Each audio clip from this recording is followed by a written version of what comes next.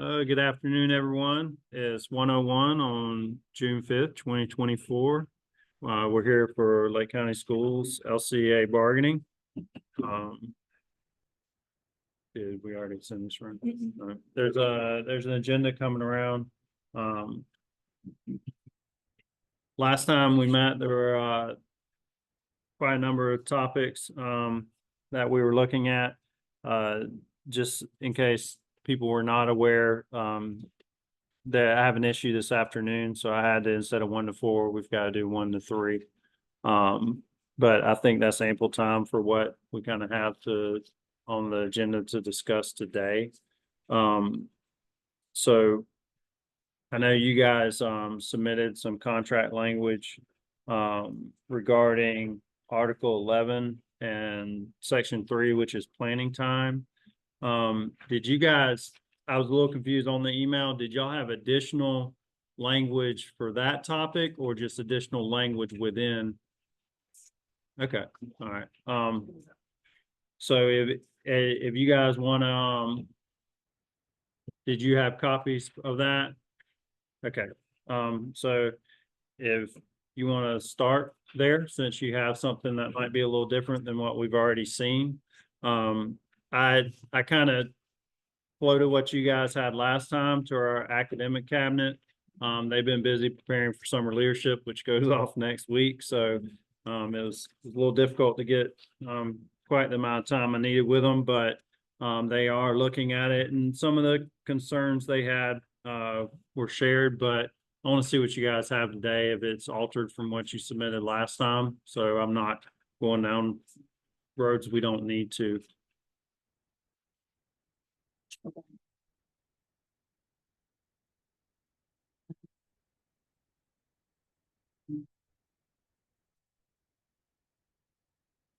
The only thing that is not on here is today's date. It's on the at the top, which we can change that. It just Okay. doesn't say today's date. No problem.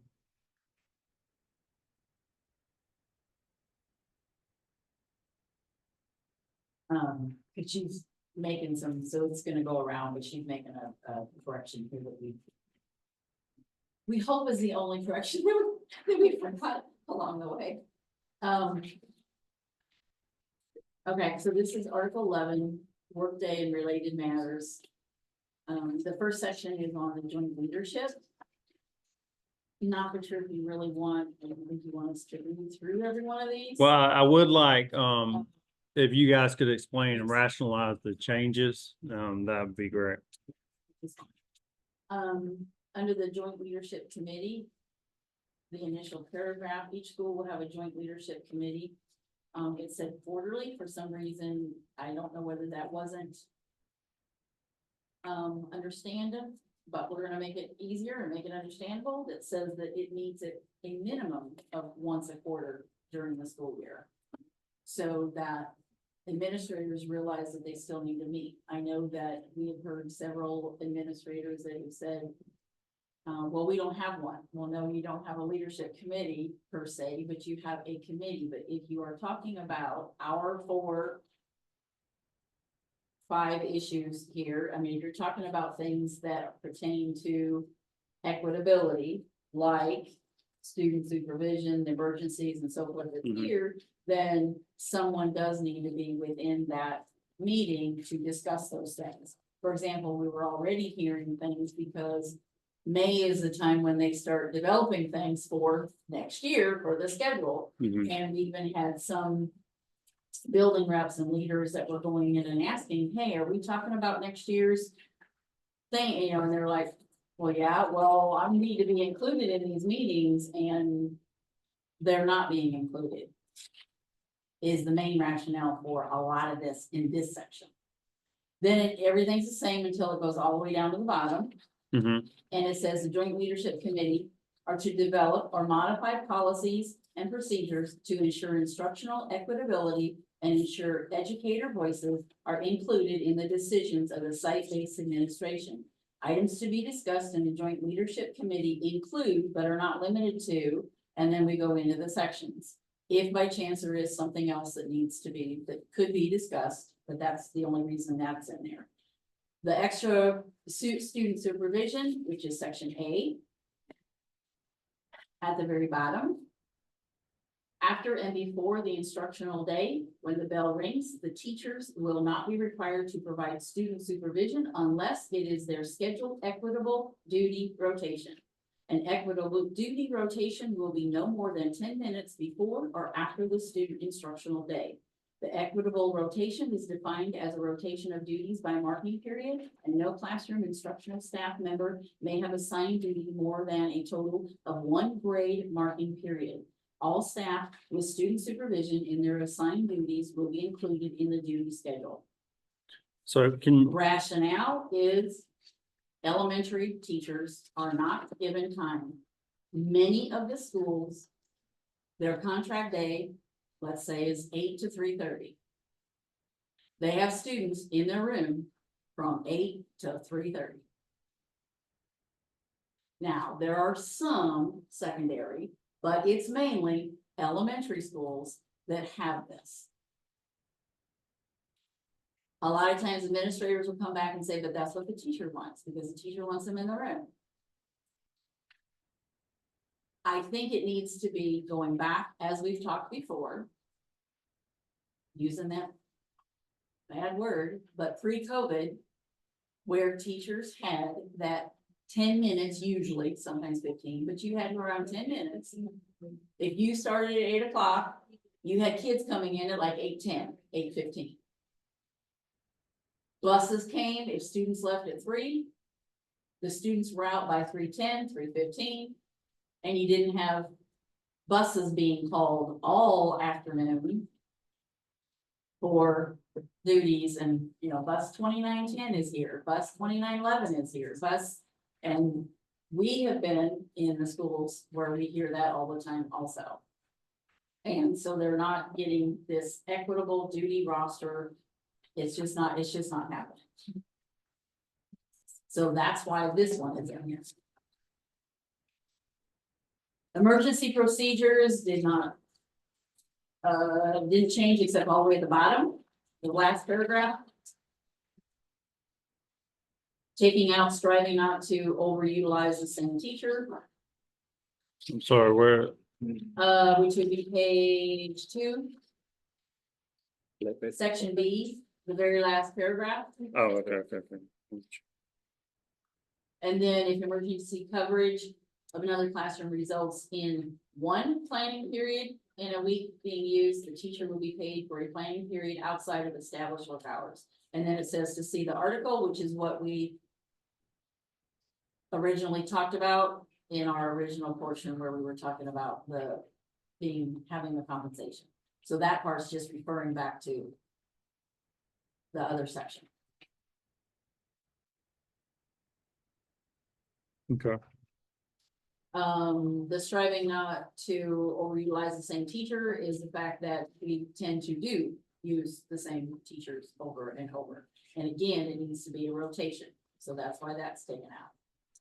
Section C, the start end times, kind of the same thing as A, where we've added a paragraph. Specific workday start and end times may vary by work site, but they will be consistent for all instructional staff at the same work site, except by consent of the instructional staff impacted. Any changes in workday start and end times must be approved by the majority of the entire worksite instructional staff through an anonymous vote. The LCA worksite representative or designee must be present and involved in the vote and vote count. This is also brought about because sometimes we have like the Wednesday schedule. Like if sometimes the middle school especially they would have a change.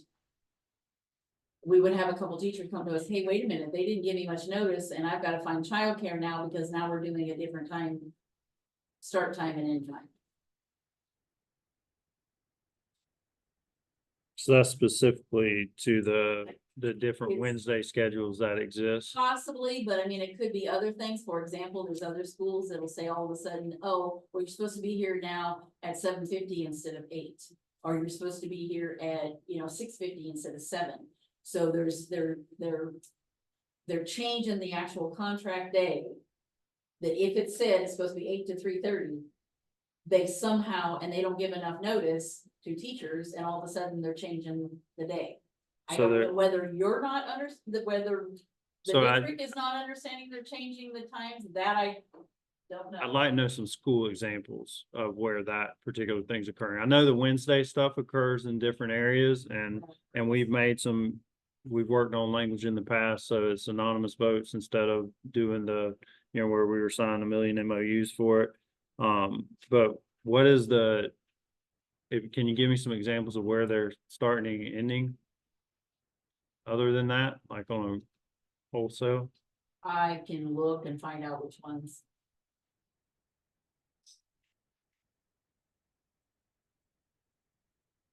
I'll make a note of that.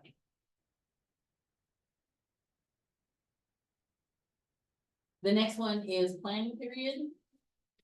At the end, we've added, if testing results in utilizing more than one planning period in a week, the teacher will be provided with an equivalent alternative plan period within 5 school days. If additional planning time cannot be provided within those 5 school days, teachers will be paid for a planning period outside of established work hours. And again, see article in section C, planning period.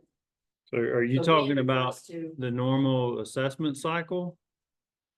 Like the PM1, PM2, PM3 and AEOCs and all the others? Yeah. Cause sometimes they're not like rearranging schedules.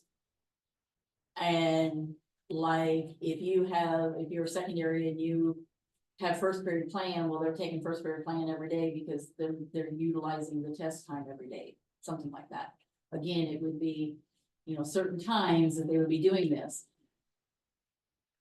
That they take like they took all my plan periods because we're testing all week. So I guess I'll talk to my team during caucus, but what you're saying is, cause I know in a lot of schools that depending on the level of testing it gets to be all hands on deck with some testing. So, but what you're referring to, is that just a particular instance where this teacher continues to teach the rest of their day and all of their students, but their planning is taken every day in first period? Because it's, for example, like first period, if they test every day in the morning, then whoever has planning in the morning, they're losing that plan time. 2 days, 3 days, 4 days, 5 days, they're losing however many days because they're always planning it at that time. Now, I remember we would actually flop schedules around. So we would Describe flop- what you mean with that. You would flop, for example, if it's a secondary, then, okay, on Monday, if, let's say you had testing every day. Or 2 days a week, 3 days a week. If you had it 2 days a week, it'd be easier to do.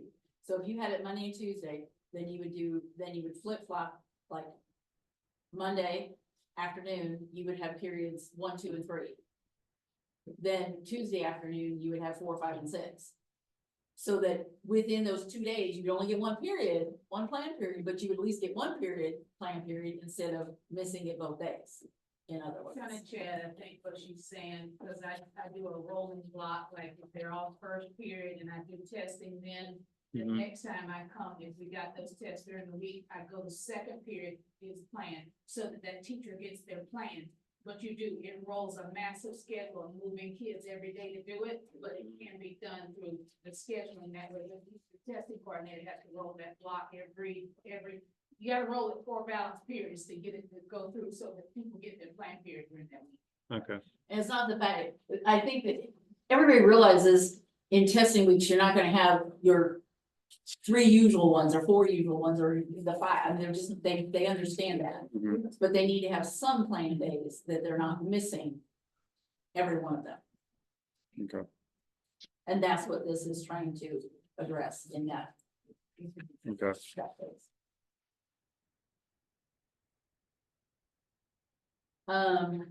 We have added an E for professional development and meetings. Scheduling of meetings such as IEP, parent conferences, MTSS 504, collaborative planning, professional development, faculty meetings, and other group meetings, etc., will be discussed, including a system of equitable rotation for meetings, articulation may not be part of the equitable rotation of meetings. What does that last sentence mean? Sorry, I'm trying. Oh, you're fine. Articulation. Any articulation, the 8th grade to 9th grade, so I think a lot of those meetings last longer and take more time, like ESC moving from 8th grade to 9th grade. I believe that's what that was discussed at. There's really no way to avoid those meetings. So maybe you should say articulation meetings may not be part of the rotation of meetings. I think, and this was part of the issues we have with some of our language, you get into an equitable rotation when you're talking about parent conferences, IEP meetings, and 504 meetings, and I mean that, I don't see how you do an equitable rotation with this paragraph. I don't really understand, to be honest. The meaning behind some of those is because, for example, IEP meetings. It's your major subject areas that are always called. And in this case, take for example, secondary teachers. They always are calling on either math or English. Science and social studies are hardly ever called to get into a IEP meeting. So you're saying as the regular education teacher, So, again, it's always those same ones that are losing their plan periods and other people get them. You know, I'm gonna put it out there, elected teachers, they don't have to go to IEP meetings. well, I think So, that, mean, there's certain things that happen to, and maybe it's the other way around, maybe you're thinking that, okay, maybe IEP meetings, if you're gonna have certain people, maybe after so many of them, they get paid for going to some of the meetings instead of doing other things. I don't know, I'm just trying to come up with making as much as we can equitable among everybody. So some people are not so overwhelmed with all the meetings that they need to attend.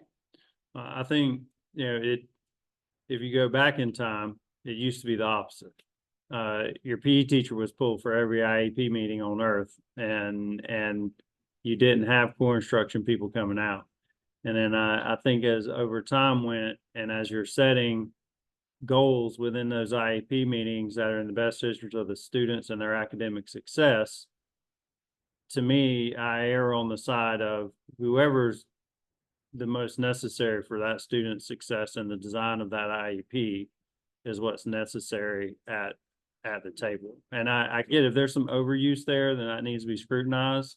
And if there's some other core academic people that could be used there, then I understand that. But I'm not sure you can assign an equitable rotation to some of these types of meetings is my point. Okay. And then the next paragraph, site-based professional development will be discussed to ensure educator experts and teacher leaders are playing an active role in the professional development of the work site. See Article 10, Section 17. Which I think is the professional development portion that we have in Article 10. And this was brought about because sometimes there are, which we understand some ways, coming and having the same PD all along. Some teachers have already had it and they're expected to still go to these PDs. And it's like, if I had it and I just had it last year, why do I have to repeat it again this year? So if some people would be included, whether it's, you know, an educator, whether it's LC member or not, but somebody needs to be included in saying that, well, maybe new teachers need to go to this one and this one and this one.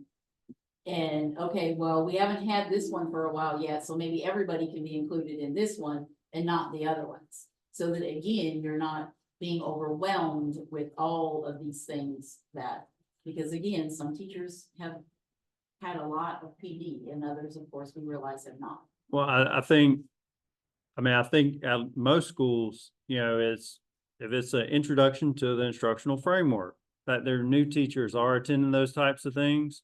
But if it's building on, you know, the process and the vision that we've had working through how we're approaching instruction and improvement of instruction constantly and collaborative planning and working together and doing those things.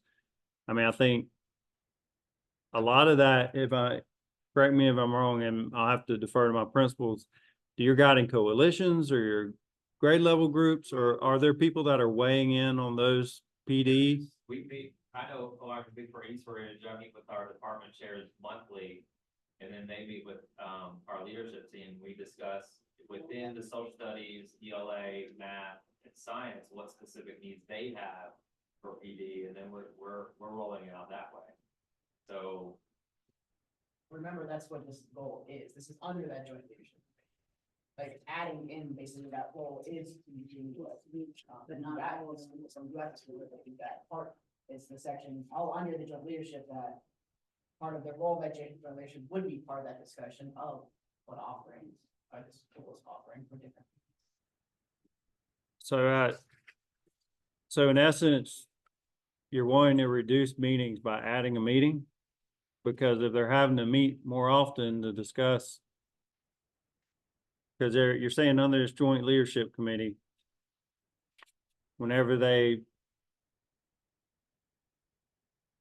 you just want the joint leadership committee to have the ability to discuss the PD that's going to occur?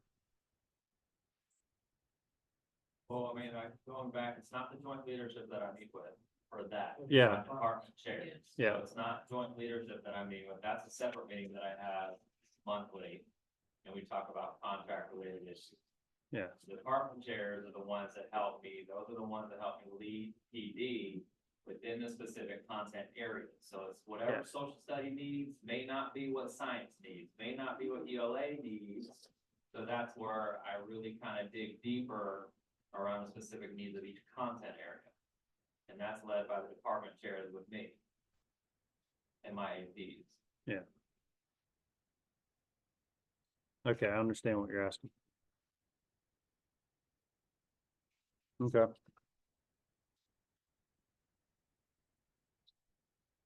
Any questions? No, Section 2 workday. Letter A, number 1. Normal workday, you take out meetings such as but not limited to. Further down midway, upon the second time and each time thereafter within the current year, a teacher is required to attend a meeting, they will be entitled to submit their time for verification and receive special compensation at their normally hourly rate of pay, and stopping it right there. Section, number 2, you would add in such as athletic ticket taking at the bottom.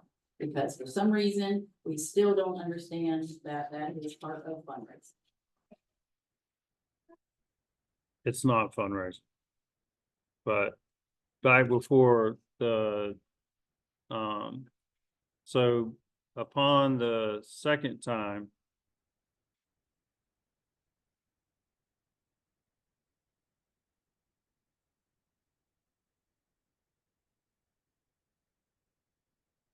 so you're wanting them compensated additional the second time that they have to do a parent teacher conference or an IEP meeting that extends beyond? Okay.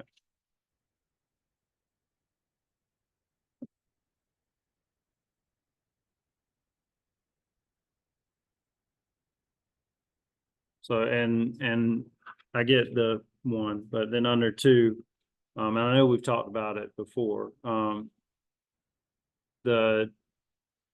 we have a lot of teachers that would prefer that those 3 evening or weekend activities, which most of those are occupied by other things at this point, but some of them ask if they can use athletic ticket taking as one of their 3, but athletic ticket taking is not a fundraiser.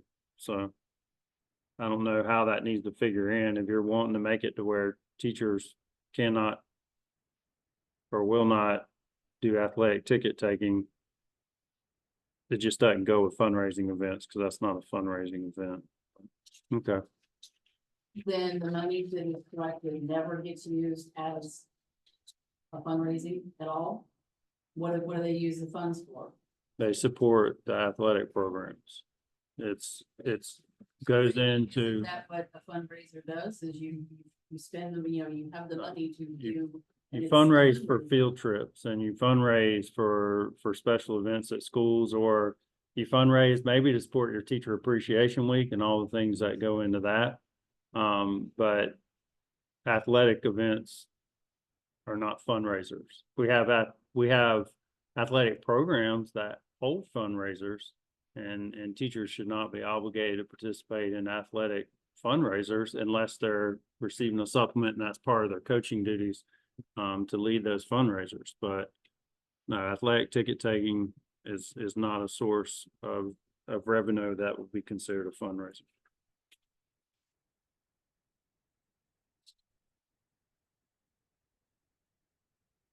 Okay.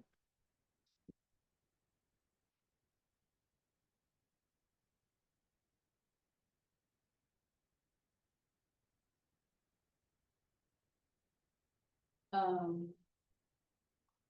With that, I think there's again some different interpretations, and we'll follow up on that because we have some principles that are still, There's still what? they want to, teachers are being voluntold that they need to be at an event that they have to take tickets for as one of their evening events. And it's almost like, if you don't do this, then you're considered as being, you're like, you're not with the program if you're not gonna do this, and it just doesn't, it doesn't make sense. But again, I guess that's, a difference in how everybody.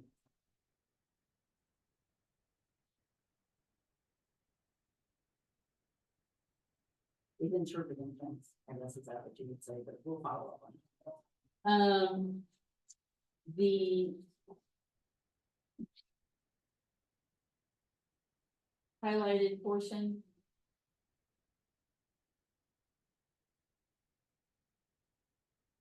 Is what has been updated. So that you will see on page 4. We took out classroom because when you consider about it, it needs to be all teachers, not just classroom teachers, if you're considering the supervision, because we know that a lot of times it is other teachers. So taking out the classroom, and then time before or during student, we called it transition time instead of passing time. So, It's to make it more transitioning from one to another. okay.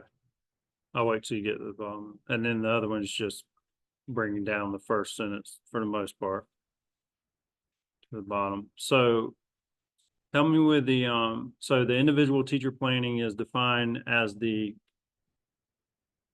you add a continuous and uninterrupted period during the workday when teachers can plan for their own classes and students, and is self-directed and free from students. So do we have individuals that are supervising students during their individual plan? Where is it not continuous and where is it being interrupted, I guess? What's some examples so I better understand? An interruption could be, Johnny's in music, whatever, now Johnny has to come to your room now to get his stuff because he's going home. Well, the teacher has to, whether, they may not even be in their classroom, well, they have to go back to the classroom, and get whatever it is to get somebody to go in, and especially, and now it may get worse because we have to make sure that everything's all locked up and no one can be outside and all the safety issues that we have. We also have, which we've talked to you before about, pre-K teachers that may not even have a plan period. Their plan period possibly would be, during their nap time. And so that's the only time they have that they can have a plan period is the children's nap time. The elective teachers sometimes, and ESE teachers, sometimes have issues with the interruptions of things because of students. And to, get to the restroom, get to the, we need pick up so-and-so, we need, different things. But every teacher should receive a plan period. No, I agree they should, but I got you.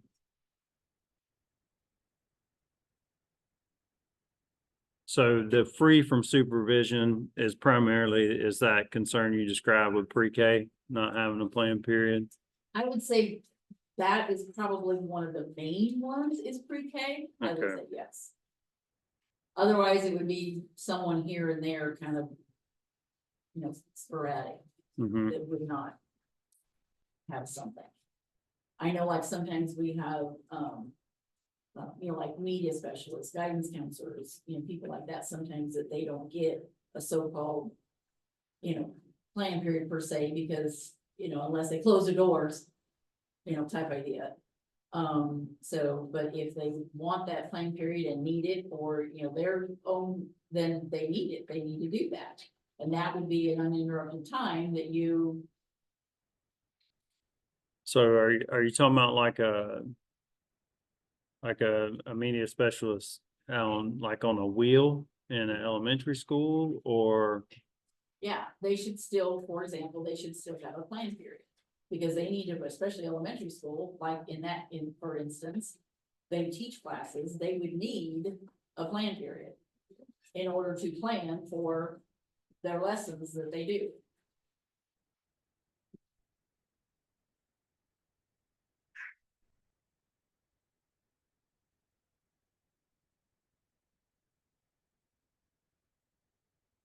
So you mentioned help me with the elective and really the ESC teachers.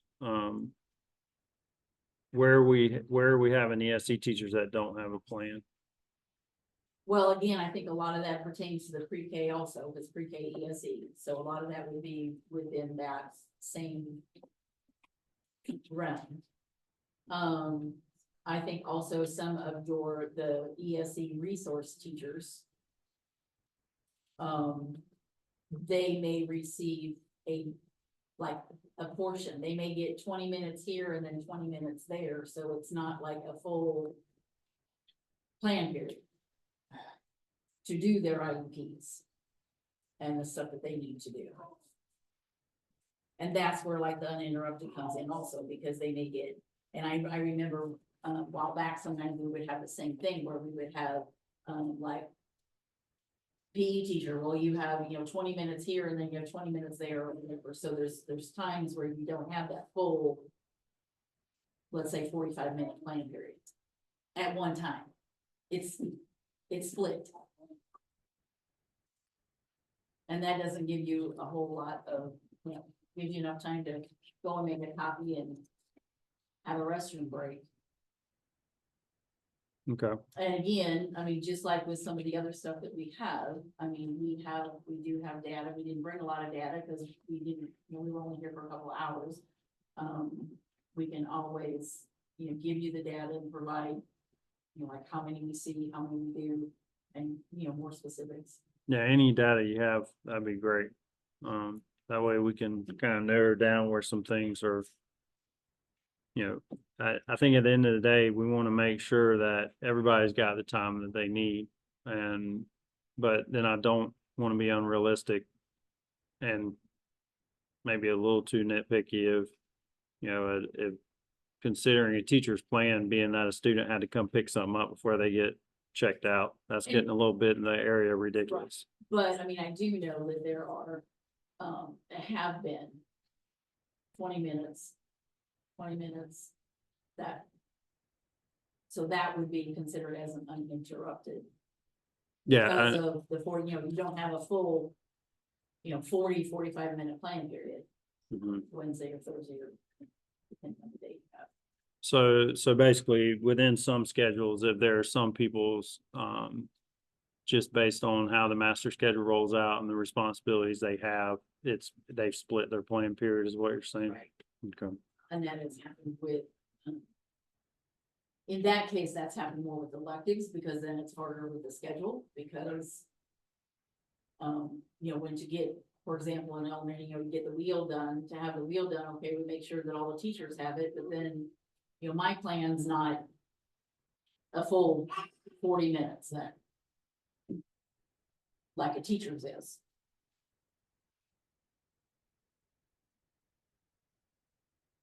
Okay, And then especially as I said, the pre-K and pre-K ESC sometimes has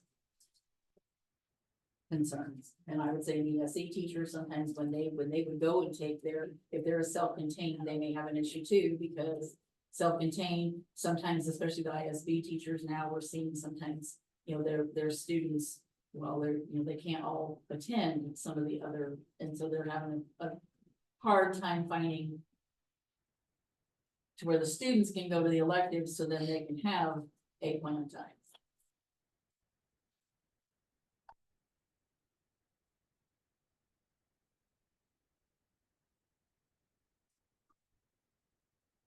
and then the next section is just the full strikeout.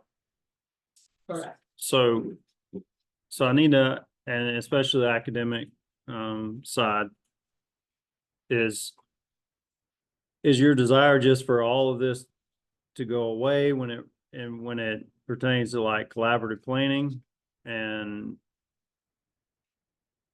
No, but the idea is for the teachers to have their plan time each day. And to utilize the Wednesdays for PD, for collaborative planning, for whatever the administrator would want. Because that was the intent of a Wednesday afternoon early dismissal anyway, so that teachers have their plan time. So that they can plan.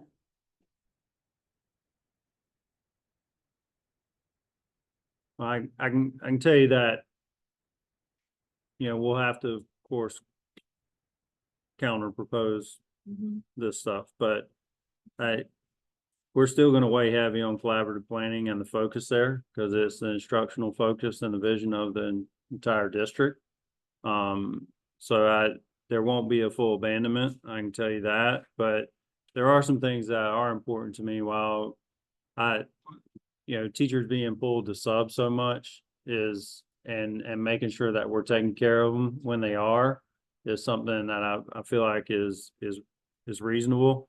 But if I felt like full independence could be just thrown out there and we'd still have collaborative planning occurring like it's supposed to, and like we continue to bring about progress, then that'd be great. But I don't think that's gonna necessarily occur. So part of the confusing structure of the language is something that I've had an issue with. So I think it just needs to be clear. And when we look at, because looking at how our schools are using some of this time, I don't feel like there's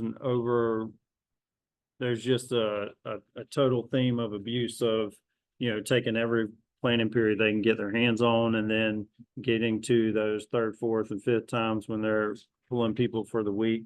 I do see where it's 1 or 2 planning periods a week, depending on what the structure of the school schedule is and what the expectation of the leadership. But I do think maybe perhaps on some of those Wednesdays, so that's what I want to take a look at how, I mean, we've got 4 Wednesdays and sometimes 5 in a month, right? So seeing if there's any flexibility within the Wednesday range also. But And I will say, I agree with you to some extent. Because, we have quite a bit of elementary data, that elementary uses an awful lot of their plan time. More so than the secondary, which makes sense because they want them to collaborative plan between every, what they need to do. But they're taking more than secondary. So maybe it's the fact, kind of like the elementary or like the emergency plans, when you're talking about that, well, okay, maybe then, we pay a stipend, we pay, an hourly rate, we pay whatever if they take more than what they're supposed to take. Because a lot of these things, when you're wanting collaborative data and you're wanting collaboration among them, a lot of times it takes extra time away from that to actually plan for the collaborative plan. Which takes time also. For the most part, So when you say plan for the collaborative plan, is that just the preparation of like familiarizing themselves with their student data to come into collaborative planning? for some of them, actually filling out paperwork before they come to the collaborative plan.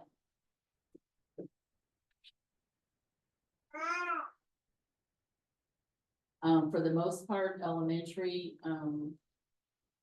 teachers are losing at least 2 of their plan periods per week.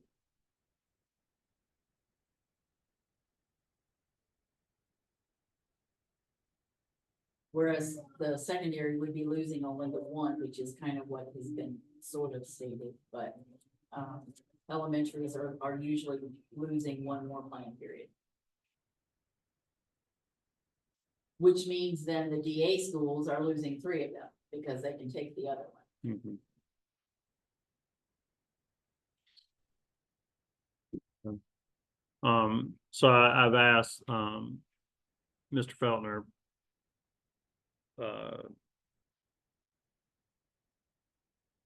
to work with me and kind of a small team on how we address the issues that you guys have brought forward. So, I'm probably gonna ask that he come to our next bargaining session also. Okay. That way he can have some explanation along with their perspective of things. Right, well, and I know some administrators that have, been around a while, don't shoot me, Mr. Llewellyn. But sometimes, and they remember what we used to have, like on a Wednesday. So like we would have, a Wednesday was supposed to be for this, a Wednesday was supposed to be for that. If there were more procedures in place, more places, something like that, maybe we could utilize more of those Wednesdays for some of those things versus saying that we're gonna take away so many of these teachers, individual plan time. If there was something else that could be used. And as I said, no, we're not asking to take away collaborative plan. I'm sorry, I was an elementary teacher too, and I like the collaborative plan. It helps. You're working with your team, and a lot of times elementary teachers, they elect to do it more on their own time, and that's fine. And that's helping them too.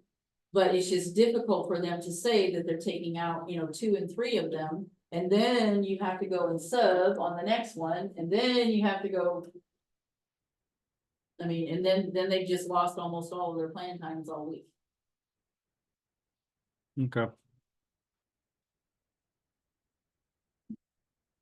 And I don't, it doesn't look like there were any additional changes on the emergency sub coverage, but from last time, so I think in that first paragraph, we've kind of got it set up to where there is a fair and equitable rotation in a different area, but I definitely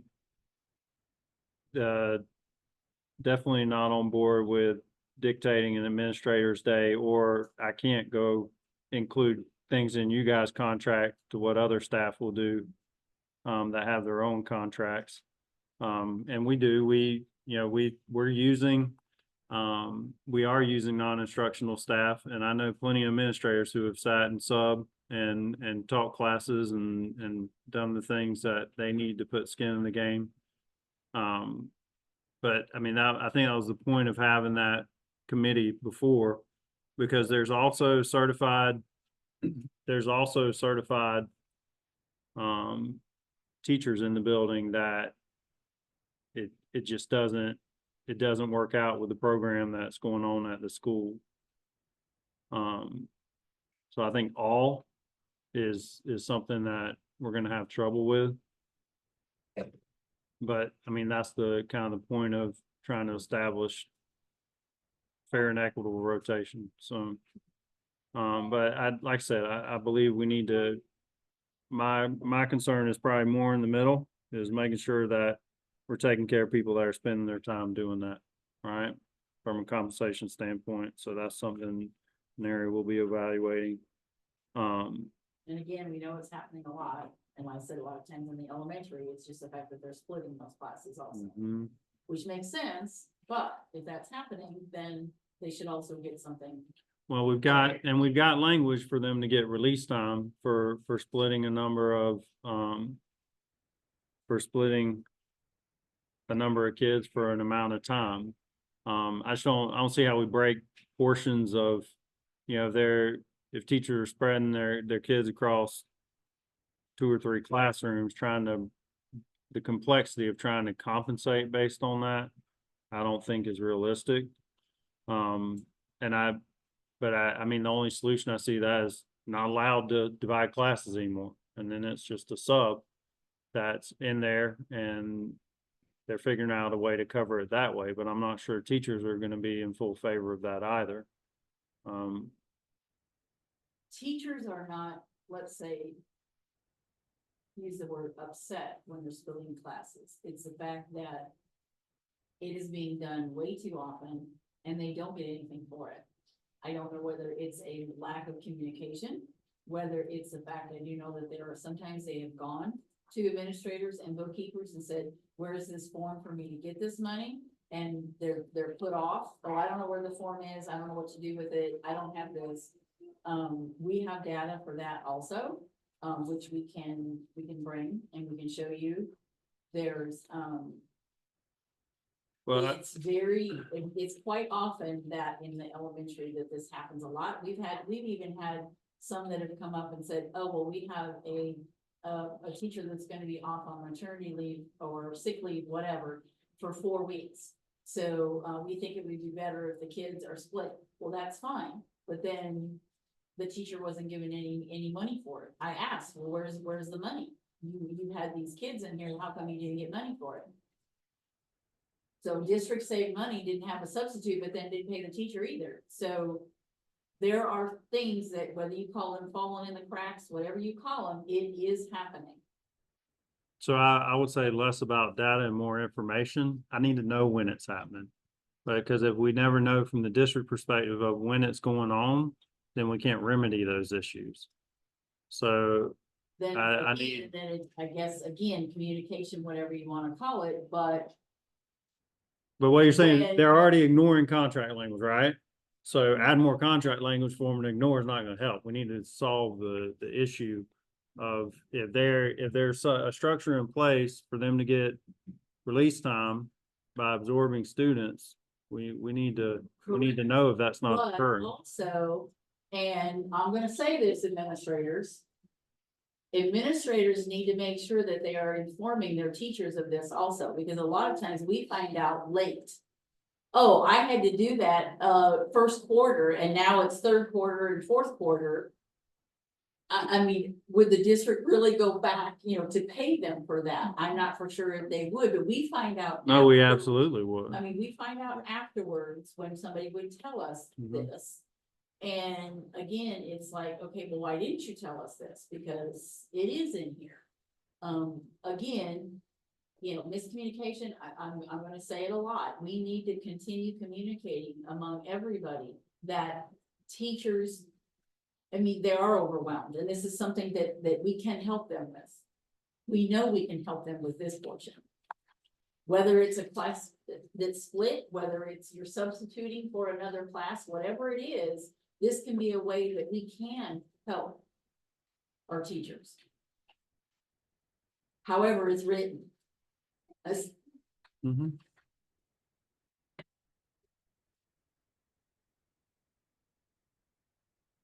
And it is helping our students, and it's also helping the district, because they're not paying for a substitute. Well, it's helping teachers also, right? Because and on their student performance data, which helps their evaluation, which helps their raise, that helps them also, right? So I think it helps everyone. But what would really help is if we could reduce some absenteeism. But that comes along with their tired and stressed. I get it.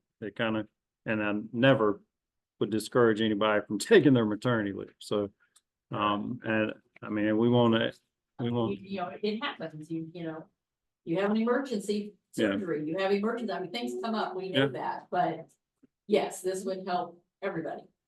Gotcha.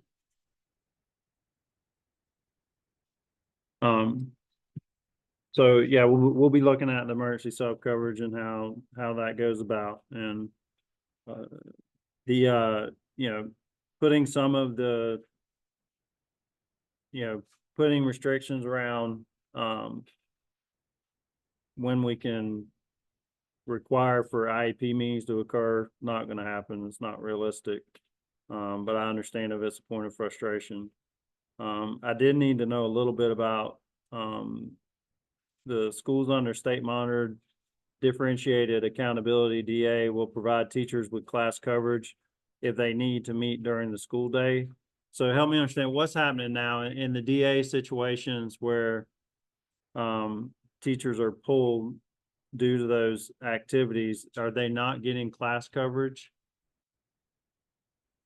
There, a lot of the IEP meetings, unfortunately, they all come all at the same time. And if in the DA situations, if they're already losing, 2 and 3 plan periods a week, Mm-hmm.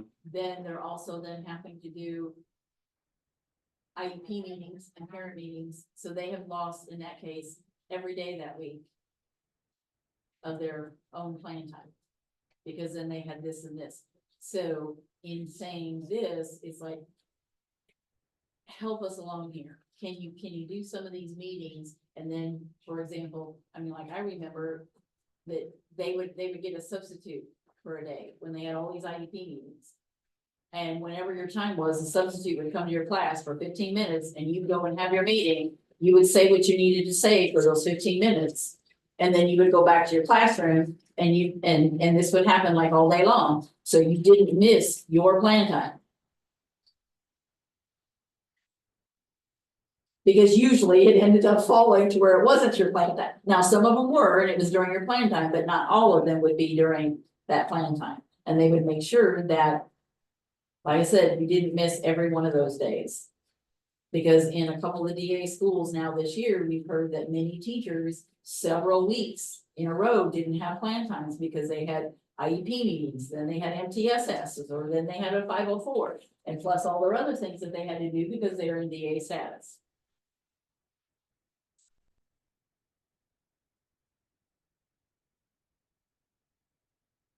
And I know dates for IEP meetings and things like that. I mean, I know you have to follow in that time, but I don't know if we can somehow kind of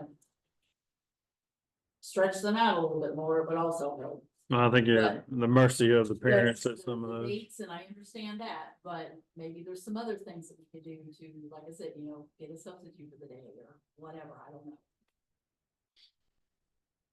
Or maybe somebody else could cover for at least in this situation, like a DA status. Okay, you've missed 3 of your plan periods. Maybe we can have, X person go cover for you if it ended up being during your plan time, so that you could still have your plan time and somebody else could go instead. Or if I'm the English person, maybe like you said, okay, maybe we can have that social studies person go in there instead of the English for today to go in that meeting.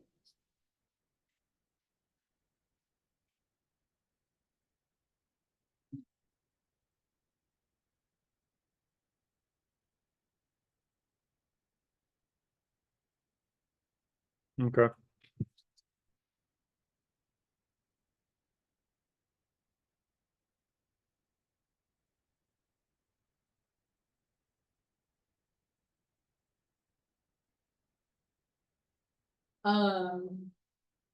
The next section was crossed off.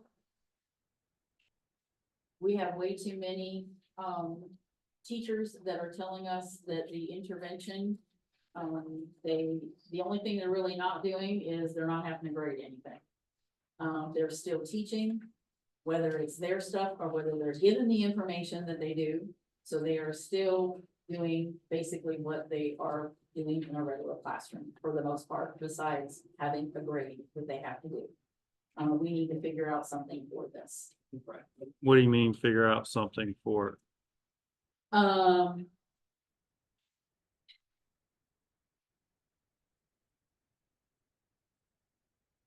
the instruction time, it just. We've got to come up with something, whether we, we know that some people are using and overwhelmed anyway.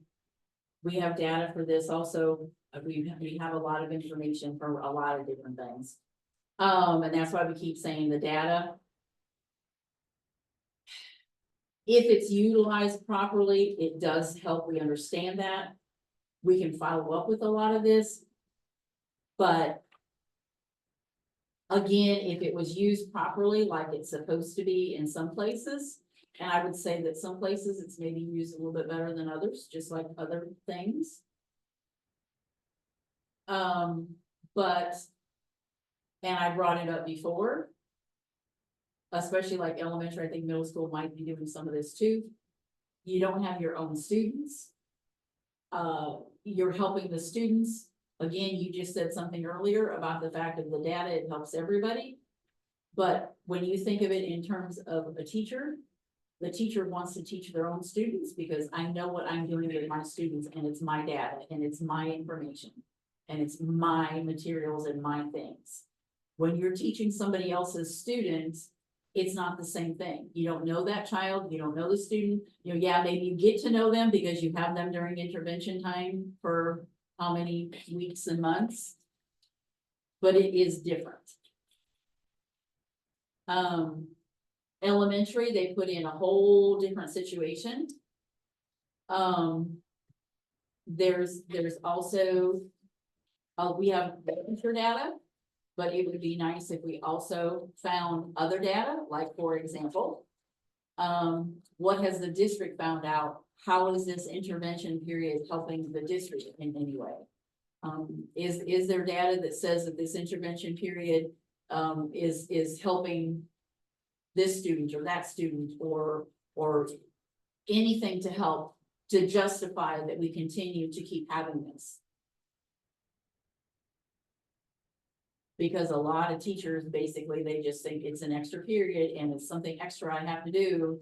And I have to do this and it's not my students and it's not.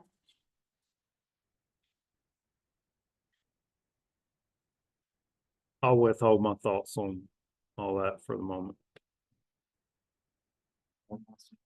Sure. The data that you have, that talks about intervention, does it justify all elementaries? How many elementary schools justifies that? I'd have to get, Is it coming I'll from look at the one data. school, 2, 3, 4, or all Oh, no. 20+ schools? yeah, Like we've that's- got, we have data from, I would say, almost every school. Oh, Yeah, okay. if y'all send us what you've got and the feedback that you've received. I think that'll help us, especially when I'm working with our academic team in the background, you know, to paint a picture of the feedback that they might not be seeing. No problem. Okay, section 5. Section 5, duty-free lunch. Every teacher will have a duty-free lunch. A free time for lunch of no less than 30 minutes. A teacher will not be required to eat lunch with his students. On days which students are not present, the duty lunch period will be 1 hour and will be included in the normal teacher day. Took out the portion with the elementary schools because they still need a 30-minute lunch and many of them most of them are required to take their students to and bring them back. Once they get the students there, sometimes they're even then being told, well, you have to stay with your students until they get through the line. I'm sorry, that they should not be doing that. They get a 30-minute lunch just like everybody else does. And we know that it's only elementary students, elementary teachers that are trying to, you know, that have to and need to walk their children. So they need to leave a couple minutes before to get them there to then they can leave and go have a 30-minute and then be back. We have, again, maybe this is a staff thing that administrator needs to make sure that they tell them, but we have, oh, the kids are already back in my room and I've got 5 minutes left of my lunchtime. So again, everybody gets 30 minutes. Early dismissal wasn't changed, section 7. The early release. To add in a sentence for the short weeks. On weeks where there is a holiday or non-student day, making the work week 4 days instead of 5 days, the early release Wednesday will be used for individual self-directed planning.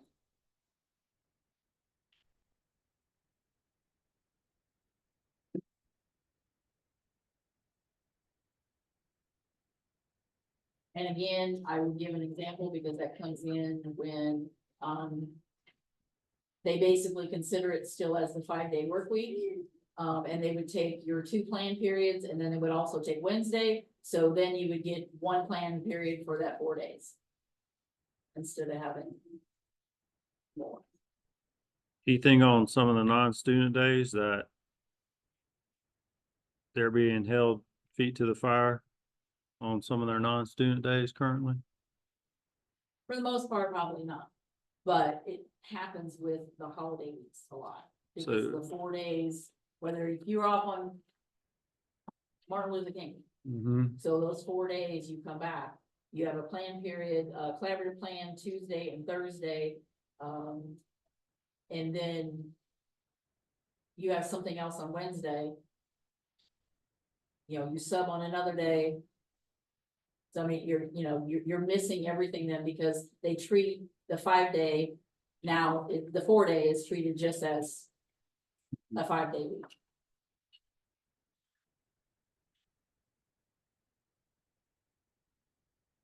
And then section 8, leaving during work hours, a teacher may leave their assigned work site during work site, just making it a little easier to. Instead of the negative. So you're saying leave without permission?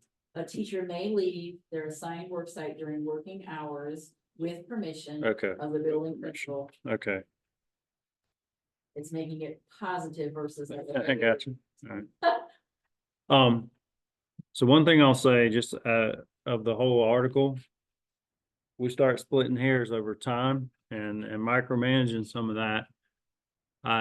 What I would hate is there's some unintended consequences and some things that would have to occur. And if all of a sudden some of those Wednesdays are not being used, where teachers are being released to leave early. Or where there's teacher work days, where they might be teacher working remotely, and some of those things that have occurred that we haven't naturally pursued from the district level, that those could be some things that come about if they've got to make up some of that time. So I just want to, if we're going to get elbows deep in this, there could be some things that we're going to have to be more letter of law on, in other areas, if we're creating all these additional language that, just puts in some additional restrictions. So, but we'll talk about it with academic cabinet and then we'll, like I said, I'll bring Mr. Feltner back with me and we'll have some sidebar work groups on this on our side of the house. And be prepared to come back, with a response.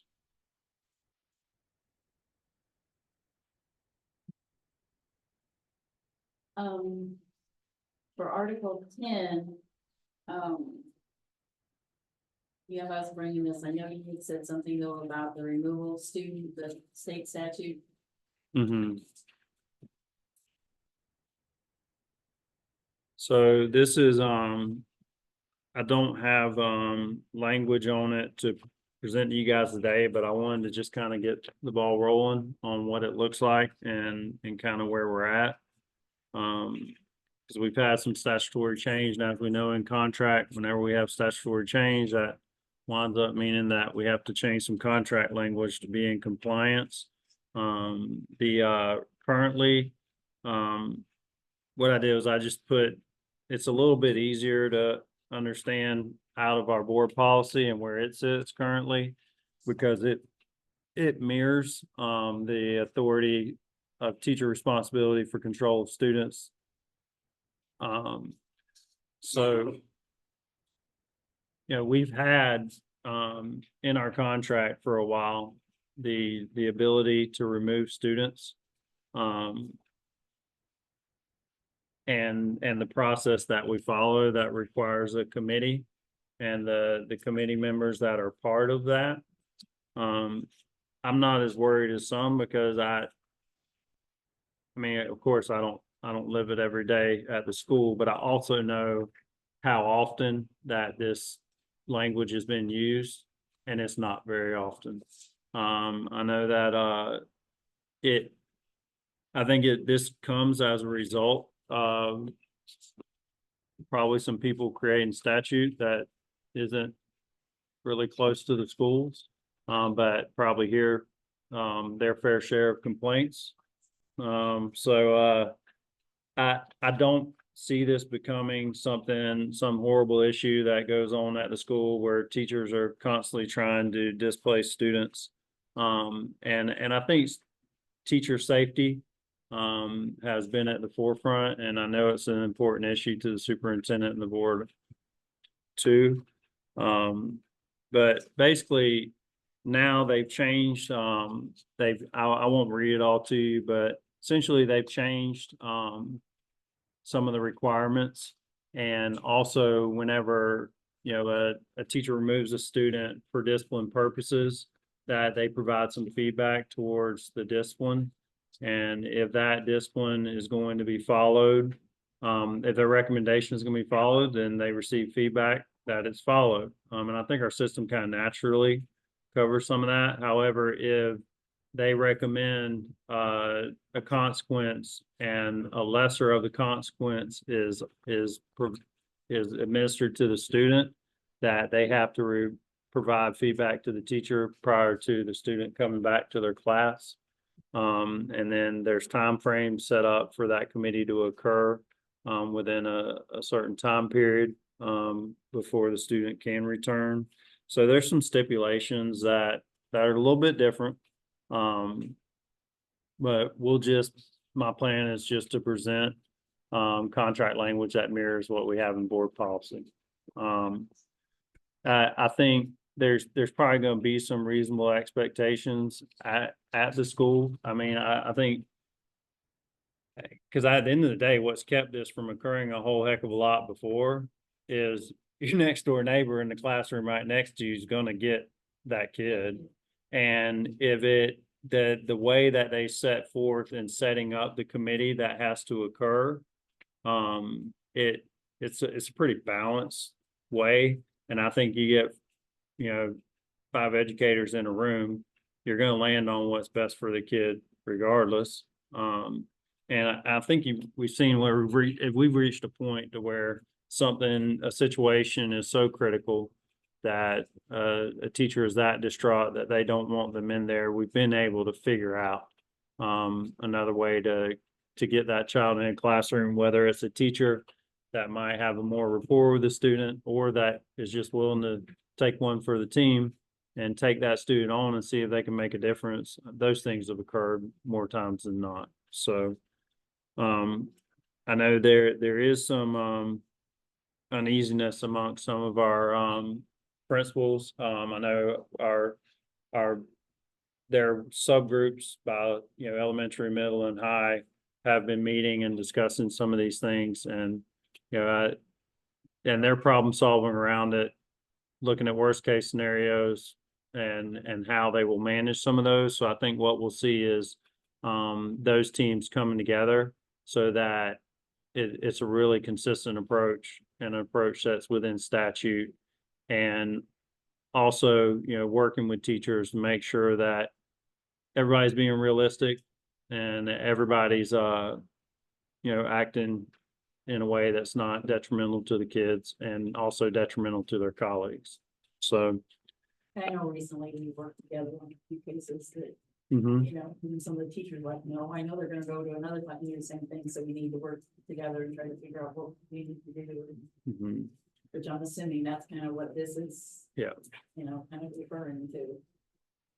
And I think I think probably a lot of the fears around if we have certain teachers that are exaggerating, you know, what's happening with a student and the true disruption of the other student's ability to learn and where those varying thresholds are, right? And then the varying levels of experience and abilities to manage student behavior.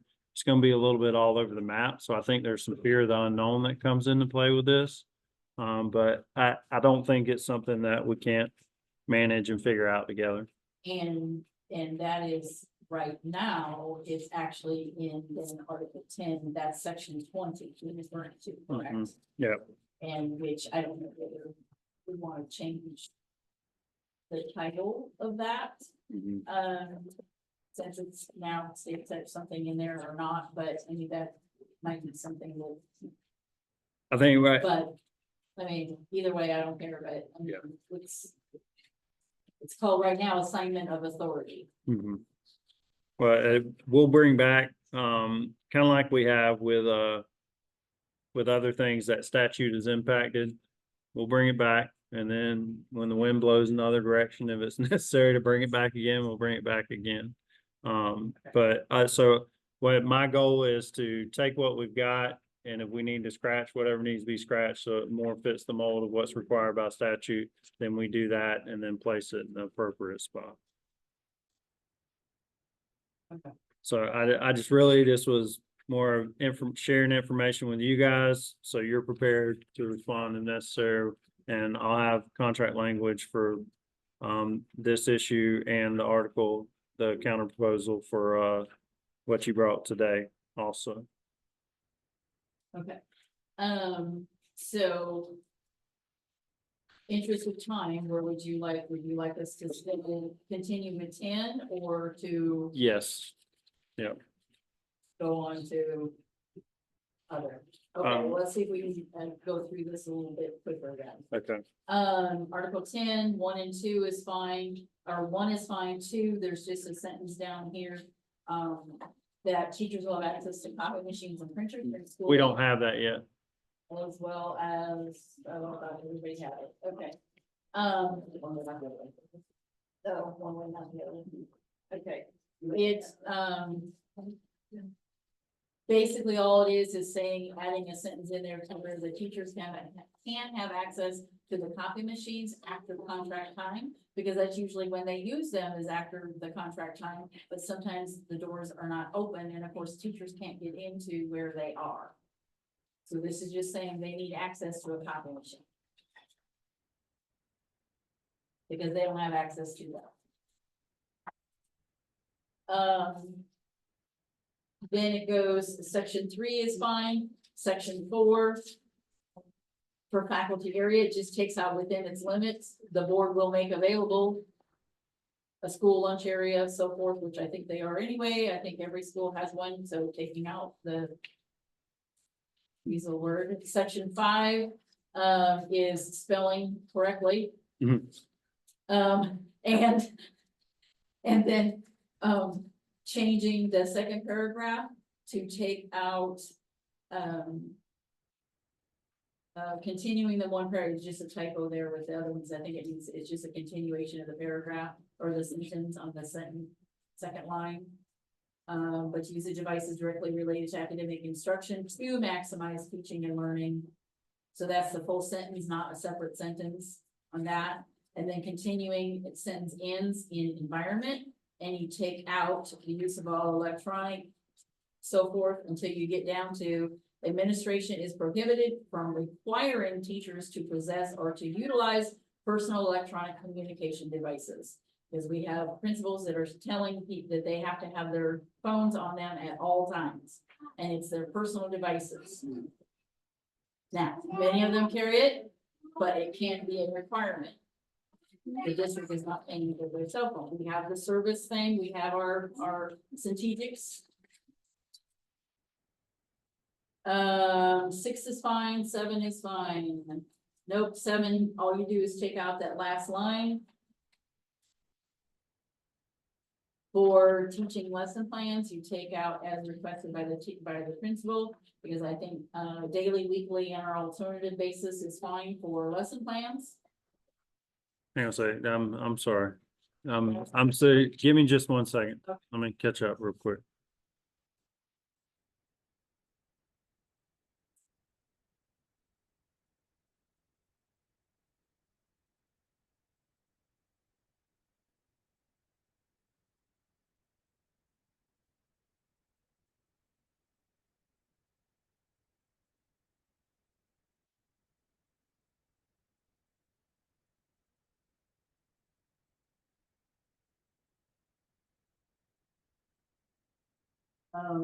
Again, in Okay. section 7 is just taking out.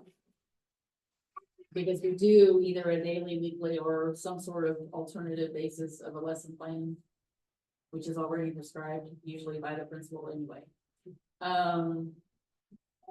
Section 8. Student parent conferences. Again, in trying to help some of the situation with teachers taking out all their plan times. Teachers will make themselves available for student parent conferences.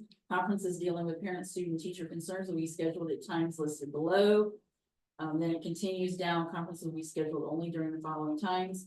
Non-student days, early release Wednesdays, 30 minutes before or after student contact time, during instructional time with coverage provided. The Joint Leadership Committee may develop a parent-teacher conference schedule, which that then refers to Article 11, Section 1. Take out where practical and in certain circumstances, you would say when a teacher refers a student to a special program. Or other instructional setting, where referring teacher may participate in any conferences related to placement, the principal will have final authority in setting the time for conferences. Each school will provide a facility for private conferences. All right, give me just a second.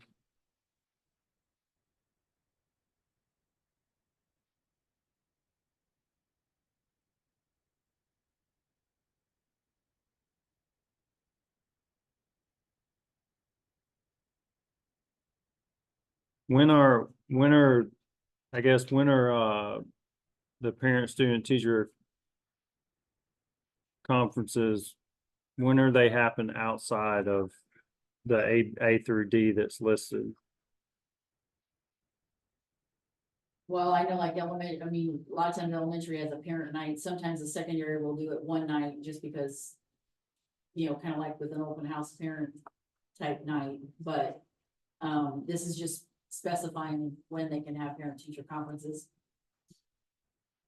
And this is usually when they do have them. So you're trying to eliminate those nights? No, those are special events.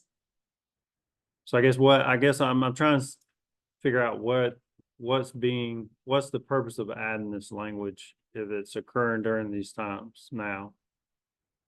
Because again, it's trying to give the teachers more of their plan time in saying that they can do this. Okay, so this, Early release Wednesday, 30 minutes before, after instructional time, yes, but preferred then when they can have coverage instead of taking their plan time. okay, so that's where I was missing, because so it's, you just don't want them having parent teacher conferences during their planning time. If at all possible, yes, because again, they need their plan time. Otherwise, they're taking things home, they're staying late, they're doing that, I mean, they have to grade, they have to do, think of English people when they have to grade all these essays. I mean, it takes forever. Then they're done that.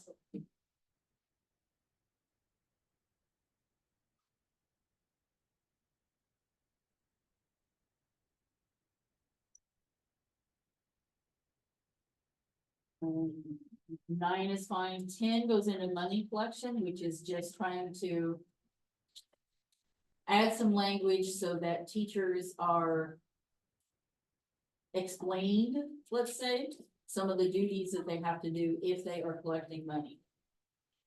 Every responsible effort will be made to reduce money collecting responsibility of teachers. Any teacher required to collect money and manage funds will receive training and support with district money handling policies each year during pre-planning. Any new teacher hired after pre-planning will be oriented to the money handling policies within 10 days of being hired. Teachers who manage internal accounts will be provided with copies of quarterly reports and account balances as requested.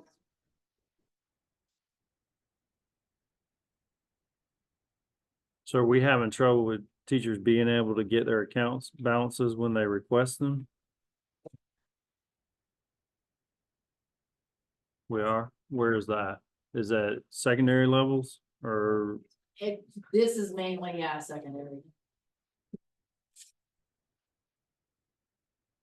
Multiple schools. Clubs, different things. Clubs. This is, yeah, different, yeah.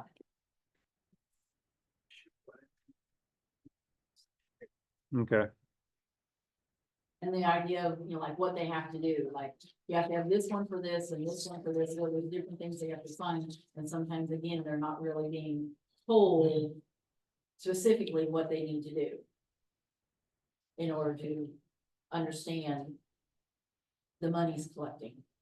okay. 11, we added the title and supplements, so that, and you may want to just. 12 is in it, so we don't get to know that. Teacher will be notified in writing of their tentative fall teaching assignment. The way, I'm gonna read the way it would be. 5 days before the last student day of the preceding school year, teachers with supplemental assignments will be notified in writing prior to the post-planning of the preceding year. See section 7 of article 16, differential pay positions. When changes in student enrollment dictate changes in assignment, building administrators will notify teachers as soon as possible via summer contact information with explanation, which was there. Adding, teachers shall have the right to refuse a change to an opt-out of field assignment if notification is received after the student calendar year. 2 things with this. It was post-planning, which doesn't give the teacher time to even think about, oh, I may need to get a different teacher manual if they want to do something over the summer. Because if they're only notified on that last day, they have no time at all to think about what they're doing the next year in planning. And a lot of times, a lot of this pertains again more to elementary, because I'm gonna change you from 4th grade to 2nd grade, from 2nd grade to 4th grade, whatever. Well, they need a different manual. And sometimes if the teacher wants to, they can plan over the summer and at least think about it. But this case, they would have a few days to think about it before post-plan. And it's only 5 days before post-plan. So basically, it's the last week of school, they would know what their new teaching is for next year. The second part of this would be the fact that if over the summer, they have to change something, if it is gonna put them out of field, they can request to say no.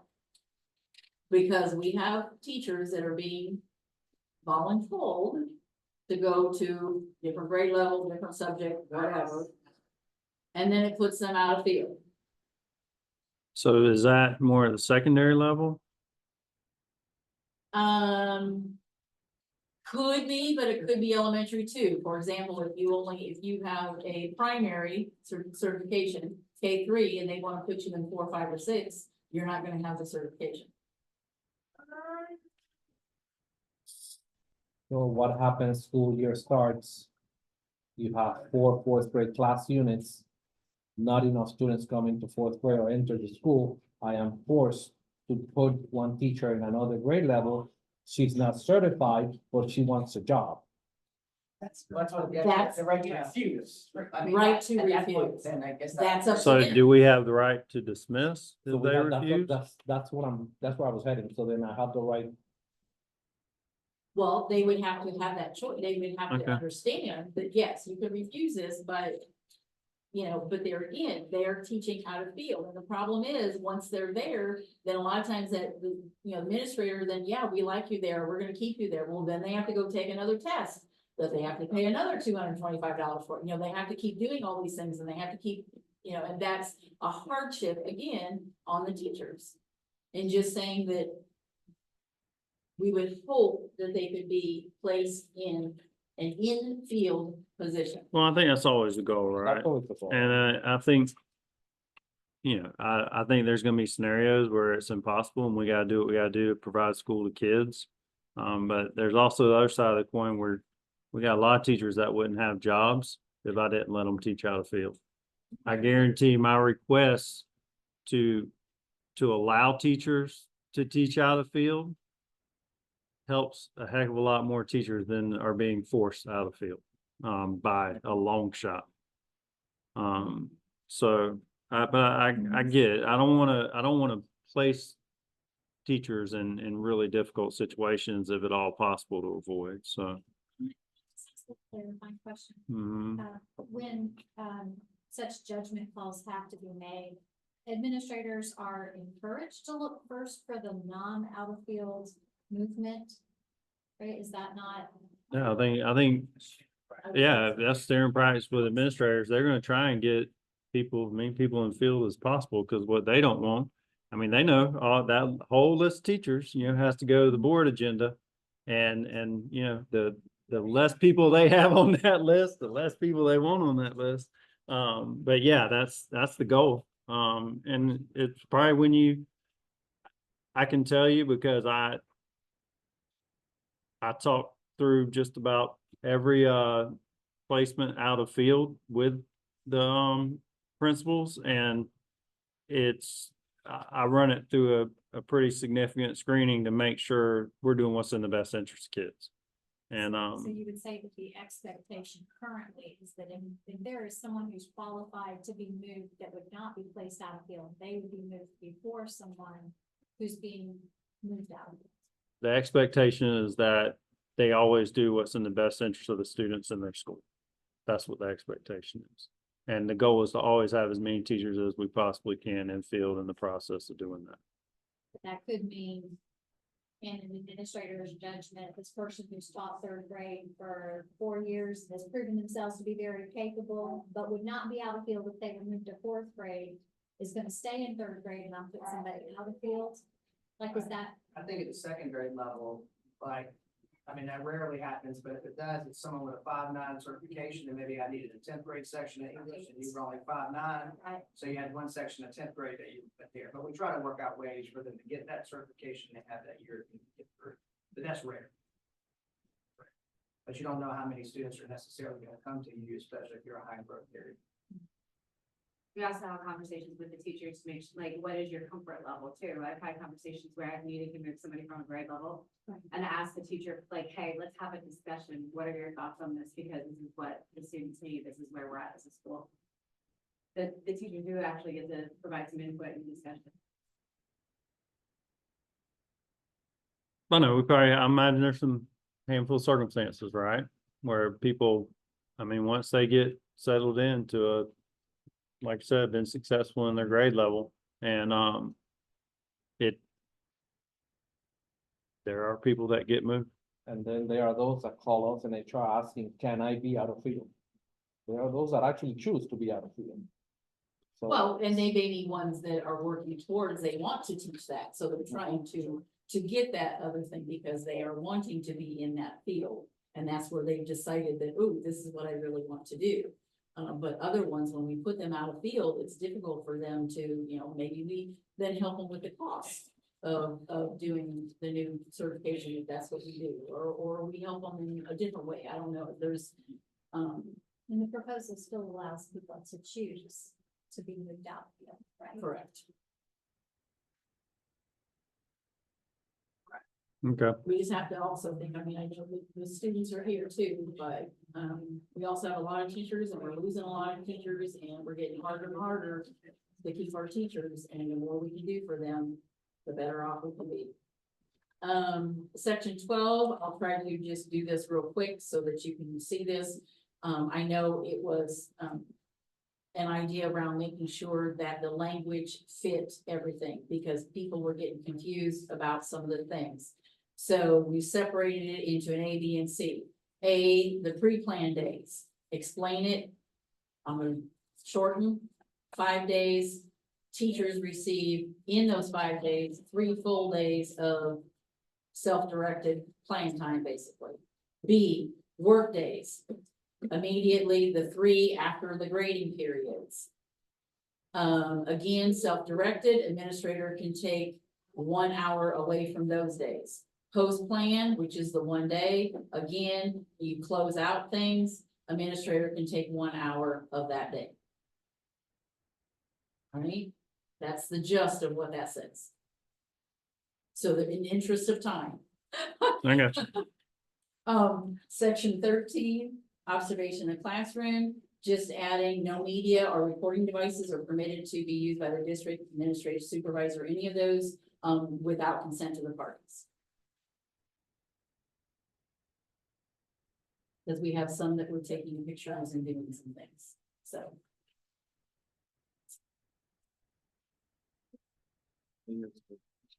Okay, Section 14, the school day, again, just putting in there to clarify, see Article 11, Section 1, if you have any concerns with the sentence. 15 doesn't change, 16, adding a sentence, teachers will not be required to finalize and post grades before the end of the marking period grading window. Because we have some schools that are saying that you have to, in order to leave when the bug ban comes, you have to have everything done beforehand. And that's not when the grades are due. Long story short. 17 doesn't change. 18. Adding the one sentence in there, LCA president shall appoint a representative of the school-based LCA representative is not available. Sometimes administrators think that if no one's available, then they can't do it. But it's just adding a clarification in there that yes, we can.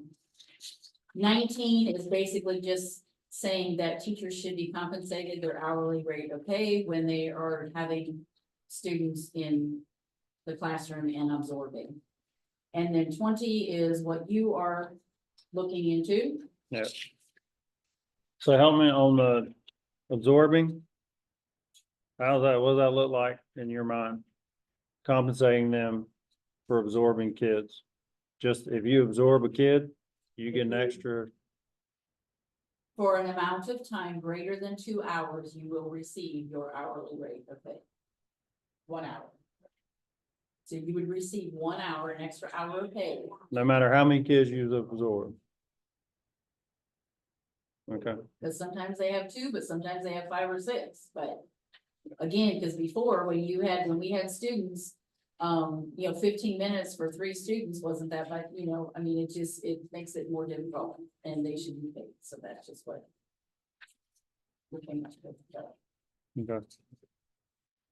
20 is on you, 21 didn't change, 22 is just in there blank, 23 is fine.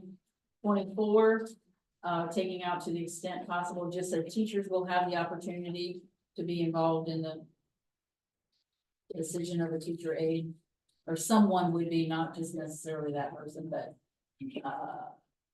and I believe then it's fine all the way through to section 33, Okay, which is the work safety committees. In adding in C, we would add emergency procedures will also be developed, including communication trees to ensure staff and student safety. The procedure recommendation will be sent to the Joint Leadership Committee for approval and implementation. And I think this is this fact that some schools do the safety committees and some do not. We did have a couple school, with the, couple situations where something was kind of dealt with and no one really knew about it, and I don't know whether they had like a phone tree or something like that, whatever they want to call it. I don't know whether they had anything. But teachers were not notified of some things, and so we place this in the workplace safety, thinking that we need to have some procedures we know to do some things.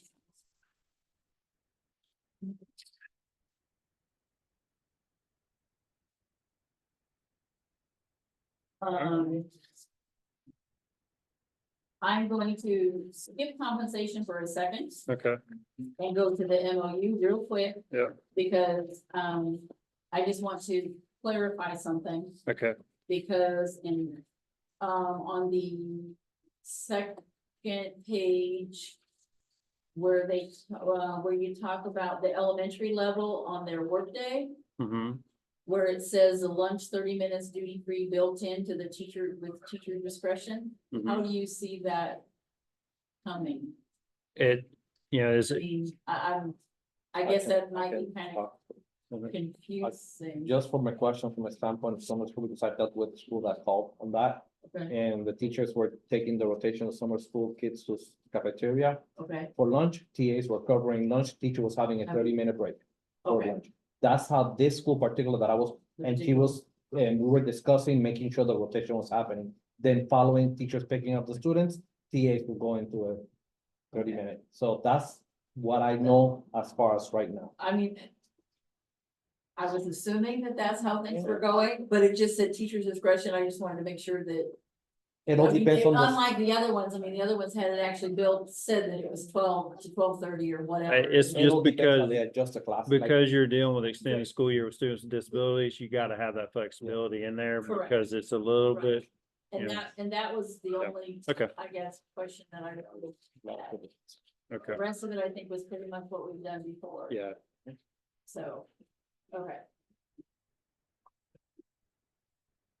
Do you have a copy of that? Do you want, I've got 2 copies. Okay. I'll send one your, Yeah, I wrote on the one that I printed. so. hey, let me sign, hang on, let me sign it too.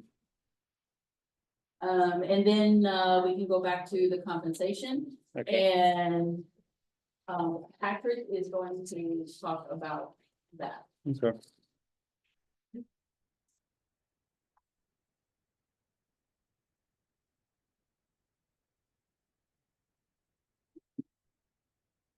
So we don't have a proposal for today, because of time. Okay. I want to have all the information available to you. But just looking at some ideas and things that we're considering and looking at, looking at some research, our favorite state law statutes at the top, the other paper about how the areas have to be adjusted based on, different performance, measures.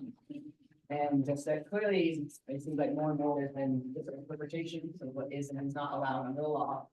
So I put an example of Marion County, which had years of service, and they broke it down by years of service and the increases besides the highly effective and effective increases. In the front for that. And then on the back is looking at Orange County's proposal that was ratified a few months ago, where they still maintain the differences between each group of teacher. However, they moved to a percent model. So instead of having a flat rate, they said, well, the 7.75 was 25% more than the 5.6% rate. So they still had the separation that the law required, but moved to that percent model. Yeah. So that's kind of one thing that we're looking at possibly proposing is a model that more looks at Orange County's group plan. At the bottom, just some information. I only find 22, 23 from the state data, but we are lagging behind neighboring districts, both in the median and the average. You can see some is a few hundred, some is a few thousand, from that year. Year of experience back 2 years ago, we were a full year less than our neighboring districts. Marion and Seminole both were 11.2, we were at 10.2. And then last year for the pay raises, performance pay increase, I just looked at the highly effective performance raises. Marion County, if you looked at a 1-year teacher, would have gotten 1,600. Orange County with their percent increase, would have averaged 5,400. For a teacher, Seminole was at 2,100 and Sumter at 2,800, and then we were at 1,250.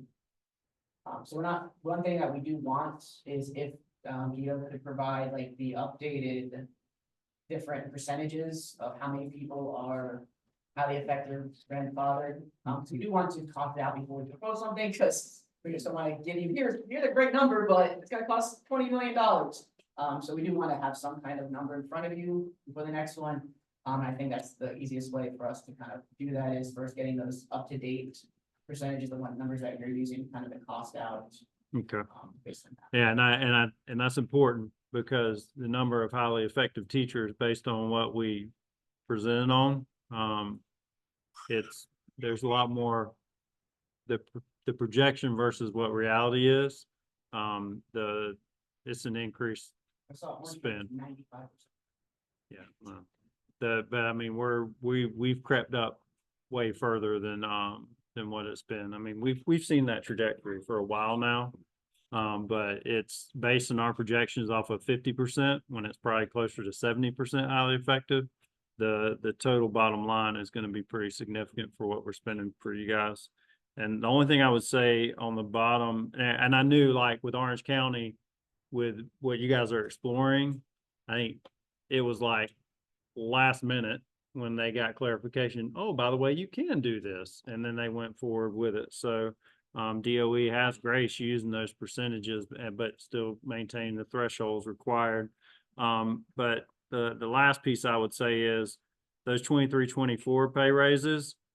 If you go back, it was because we settled a heck of a lot quicker the year before and got all that money out to teachers. So, where Orange, was wrapped up in impasses and spent a boatload of time to get that big year out. Our big year was the year before that. So, So our big year, exactly, which is what I was gonna add, our big year was 22-23, which gave highly effective 4,625. Well, I mean, I look, Yeah. if we look at the average salary, even that year, we still were below, even with that big increase, we're still running below our most districts. So if you add that, we've got 22-23 plus last year's, I mean, that gap has now increased further than between us and our neighboring districts. well, and while we're similar to some of our neighboring difference in some ways, we're also different when it comes to tax base and whether there's different referendums and things of that nature also, right? So, but trust me, I want to keep pace. That's my goal the best I can. I don't want anybody running away from us, so. And so the main goal for this was just to kind of get the idea Yep. of the next month, your meetings, of Yep. looking at the Orange County proposals, so your interpretations of lawyers and. Yep. cabinet. You, Unless there is any way to come back, I mean, earlier than July, but I know there was something in there that. Yeah. There were, somebody was out along the way in between them. And I think that was one reason why we waited all the way till July, correct? In he, that? he's out. Yeah, we've got leadership, summer leaderships next week. And then I am out the 24th through the 27th. So that's why it was pushed all the way to but quite honestly, I feel like we can really pick up the pace at the 10th and the 11th. I think these language pieces are the pieces we usually get pretty square on compensation. Because at the end of the day, we're not we put what we got up pretty quick, right? We don't play a whole lot of games with compensation. But traditionally, not in the last couple of years, but traditionally things can bog down a little bit on language, especially when it comes to planning, right? So hopefully we can reach some compromises that make sense there. But I'm still hopeful we can get a lot done on 10th and 11th. If there was a possibility though, to where we could subcommittee compensation, just get some feedback on it, I think that might be a good idea. So let me let some people grind on that a little bit and we'll see what's realistic, to come back together and discuss that a little bit. As far as I know, that last week. Of January.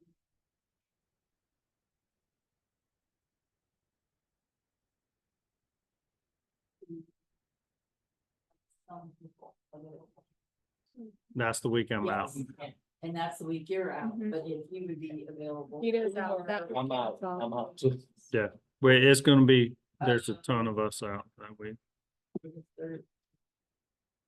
The last week of June, Chad. Yep. I know that you're not technically working on Fridays, but driving. Is that an issue for a Friday? I mean, as far as like, I can't commit my people to it. I can commit myself to it. I know, there's a lot of. Already. Yeah. Yeah. Not paid, I mean, like, we have folks here that's not paid. No, I know. I just don't know. I don't know where people are at as far as Fridays go, because they pretty much scratched a lot of that, right? So, I don't know. Let me explore that as an option. What about that week of leadership as well? Because isn't leadership done on the Wednesday? It is done on Wednesday. So, You could do like a Zoom, well, you're talking about the end of, or you could do like the end of that week, like you could. then, so you're talking about, Wednesday afternoon or Thursday, the 13th. so we're here. what's in this? Are you talking about July or June? June. June what? That's- Workshop and board meetings. They're talking about here. Is Yeah. Thursday. Cause you're talking about Individual subcommittee, board right? meetings. What's that? Are you doing a subcommittee or? I can tell you, I'm not doing a full bargaining, ain't gonna do us any good because all my people are gonna, that I need help with some of this language for evaluating, they're occupied. Yeah, and they're not gonna be, I can tell you that Thursday, I'm probably not gonna get what I need out of them because they're gonna be catching up with stuff they've missed in their departments on Thursday. So I can, we might, the week of the 17th through the 20th, we might be able to fit something in, especially like a subcommittee, for compensation. On that Friday, so that would be the only day that you would be able to. No, I'm gone from the 21st to the 27th. I'm unavailable. So what about this, would be on the 13th, is that a no-go? Probably meet with them on, just talk about compensation on the 13th. We could do that on the 13th. Afternoon? Sure. June 13th. What is this? That's mine. 2 o'clock? Oh, that's just crazy. That'll work. 2 o'clock Thursday. Where? That's Grayson, that's it. Okay. Are y'all okay coming here for the subcommittee? It's just a little bit easier for us to access I mean, we'll switch come 10th and 11th, we know, but it's easier for us to access stuff when we need it. Mm-hmm.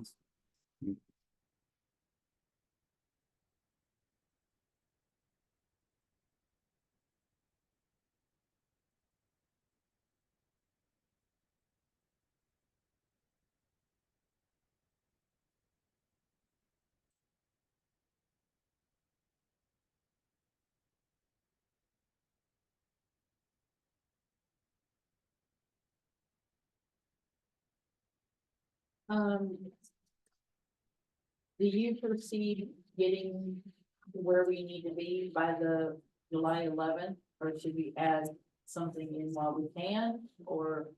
I mean, I think we can get close on those days. I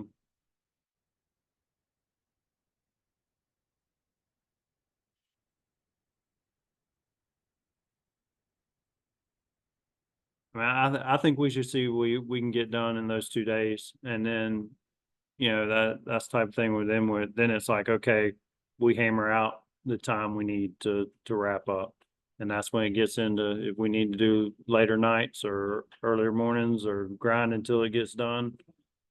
Just like, I mean, I'd be fine with, I know on the 11th, it's scheduled till 4, but we get the bulk of the work done, but we're still, and we can still carry on for a while on that day if necessary to get there, then I'm open to do that. I know some of my team might be obligated, but you know, if we're getting close, I'll stay as long as I need to on the 11th to get it done, if we're exchanging proposals.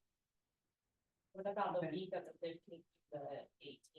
You have a lot going on that week in case we have to carry over. No, I'll make it happen, whatever I've got to do that week. But I know for Kathy and I, the end of August, I would have had, or the end of July. Principals, it's. Oh, yeah. I think that 15th, that week, I'll make sure that the 15th through the 18th stays pretty clean. So that way I can jump in whatever I need to do.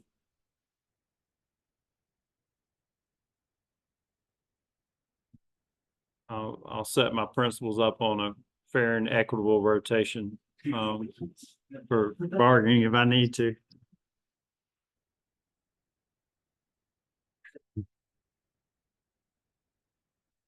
That week might also be available for a team too, if you wanted to start those conversations. July? Yeah, about that week. The 16th, 17th, 18th.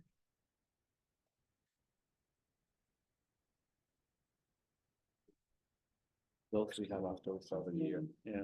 Unless you wanna wait till, you know, the first part of August, but then it gets, teachers get busy too, but. Let me get first, if I get an answer from DOE on the status of the plans, so I'm still pending that, Okay, then I can notify you and then go forward from there. all right. Chad, can you also get, updated information maybe from Scott on ESSER funds? How are we doing on? We have much left and still, how are we doing? He's probably gonna choke me if I ask him anymore, because I ask him just about every time I see him, so. I'll keep pressing him to see where we're at. I think a lot of what we were dealing with that is Monday night's board approval for staff plan, where we're shifting all these other funds from ESSER to general and all different things, so we gotta land a few of those planes and then see how all that settles, and then he'll have some information. There were also some capital projects that they were waiting to see if they were gonna go through and whether or not they can encumber some of those, so that's part of what I think he's been waiting on to figure out. Okay, and, hopefully last thing, what do you want to do about some of the other subcommittees? I mean, I know that you talked about like the, social workers and ROTC and, you know, and some of the other stuff we talked. The donation to leave, we're waiting on Kim for a date. I know we talked about that. When we come back, I'll have information on night school. There might be some changes in the schedule, but I think the principals put their heads together to make some adjustments to maintain the rate of pay, so, which is good. We should be in it, but that won't require really a subcommittee. I think we can handle that on regular bargaining. I think the ROTC and working with those guys, it's become quite a conversation at different schools. So on different topics. So I need to see where we're at with ROTC at the moment.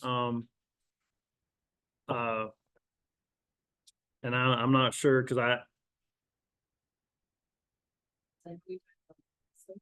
Also, we must talk about SLPs.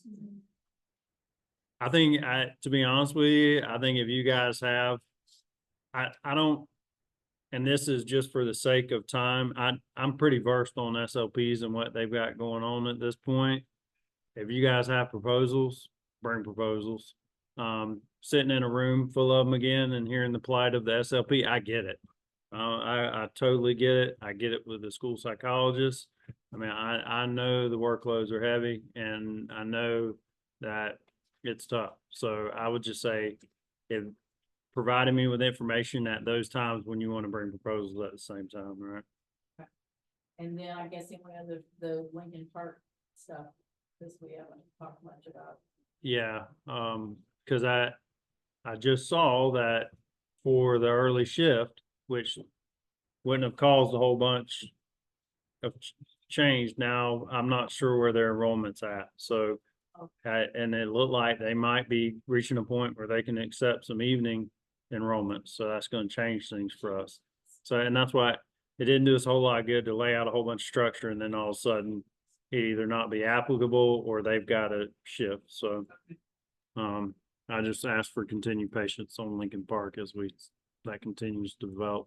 But no matter what, if they're committing employees and teachers to it, they're gonna know there's gonna be some flexibility out front, but also understand that we're gonna hammer out details for working conditions and things like that too.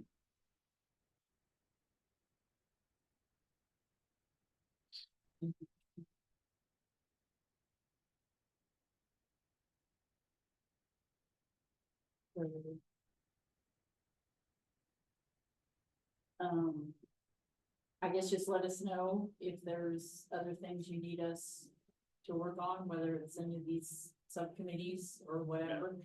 And ROTC same way, because I mean, we met with them. Yeah. I mean, you're talking about like different things in different schools, so I mean, if there's something else you need, just let us know. Honestly, there's some there's some ROTC issues that are going on in finance where some requests are being made that I don't know, they're just strange. I'll fill you in on it. Doesn't have anything to do with bargaining, so I'm not trying to circumvent that process, but I need to get an update on exactly what's going on with that, but I think there's some